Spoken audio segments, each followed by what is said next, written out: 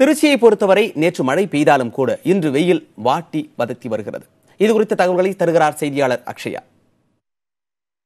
திருச்சி மாவட்டத்தை பொறுத்தவரை கடந்த ஒரு வார காலமாகவே வெயிலின் தாக்கம் அதிகமாகவே காணப்பட்டு வருகிறது. 105 ஃபாரன்ஹீட் வெப்பநிலைக்கு மேலாகவே இங்கு திருச்சி மாவட்டத்தில் இருக்கக்கூடிய வெப்பநிலை பதிவாகி இருக்கிறது.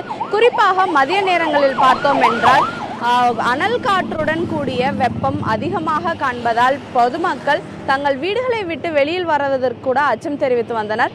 அதிலும் தற்போது பள்ளிகளுக்கு விடுமுறை காலம் என்றாலும் கூட சிறுவர்கள் மைதானங்களில் விளையாடும் காட்சிகளை பார்ப்பது அரிதாகியுள்ளது.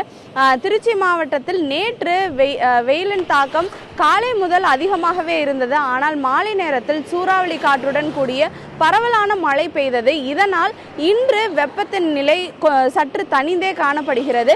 திருச்சி மாவட்டம் மட்டுமல்லாமல் திருச்சியை சுற்றியுள்ள மாவட்டங்களான தஞ்சாவூர், அரியலூர், புதுக்கோட்டை, கரூர், பெரம்பலூர் ஆகிய மாவட்டங்களிலும் வெயிலின் தாக்கம் கடந்த ஒரு வார காலமாகவே அதிகமாக இருந்தது.